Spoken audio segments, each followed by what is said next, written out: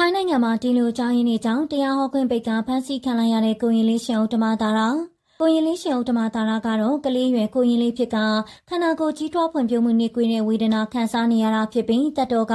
14နှစ်အရွယ်ရှိနေတာဖြစ်ပါတယ်။ဒါပေမဲ့လေကိုရင်လေးရှင်ဥတ္တမသာရဟာစာပေကျမ်းဂန်တွေကိုလိလာသင်ယူနေတယ်လို့နေပန်ရောက်ကြောင်းတရားဓမ္မတွေကိုလည်းအကျွမ်းနဲ့မမျှအောင်ဟောကြားနိုင်တာပါ။ဒါကြောင့်လေကိုရင်လေးရှင်ဥတ္တမသာရဟာမြန်မာပြည်တလွှားမှာထူးခြားတဲ့ကိုရင်လေးဖြစ်၎င်းတရားဓမ္မတွေဟောကြားနိုင်တဲ့ကိုရင်လေးဖြစ်၎င်းတရားပွဲတွေကိုပတ်ပြီးဟောကြားနေတာပါကိုရင်လေးရဲ့တရားတွေကလည်းတက္ကမတွေရဲ့အပူမီးကိုငြိမ်းစေတာကတော့အမှန်ပါပဲပြီးခဲ့တဲ့မေလ1ရက်လုံသမားနေ့ညပိုင်းမှာတော့ထိုင်းနိုင်ငံစမွတ်ဆာခွန်ခရိုင်မဟာချိုင်ဝီလာရက်ကွန်တနင်္ဂနွေစီမှာကျင်းပမယ်ကိုရင်လေးရှင်ဥတ္တမရဲ့တရားပွဲကိုကျင်းပဖို့လုပ်နေရပါဒါပေမဲ့လည်းထိုင်းအာဏာပိုင်များက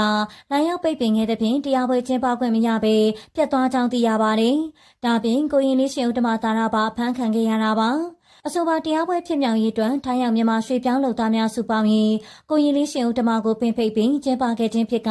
ပွဲစီစဉ်သူများကသက်ဆိုင်ရာသူတရားပွဲခွင့်ပြုမိန့်မတင်သည့်အတွက်ထိုင်းအာဏာပိုင်များကလိုင်းရောက်ပိတ်ပင်ခဲ့ခြင်းဖြစ်ကြောင်းသိရတာဖြစ်ပါတယ်။ထိုင်းအာဏာပိုင်တွေဟာကိုရင်လေးတရားမဟောခင်ချိန်မှာပဲလာရောက်ကကိုရင်လေးကိုဖမ်းဆီးသွားတာဖြစ်ကနောက်ထပ်ခွင့်ပြုချက်မရဘဲတရားဟောမယ်ဆိုရင်လူထွက်ခိုင်းကအပြစ်ပေးပြီးမြန်မာနိုင်ငံကိုပြန်ပို့မယ်လို့လည်းပြောသွားကြောင်းသိရတာဖြစ်ပါတယ်။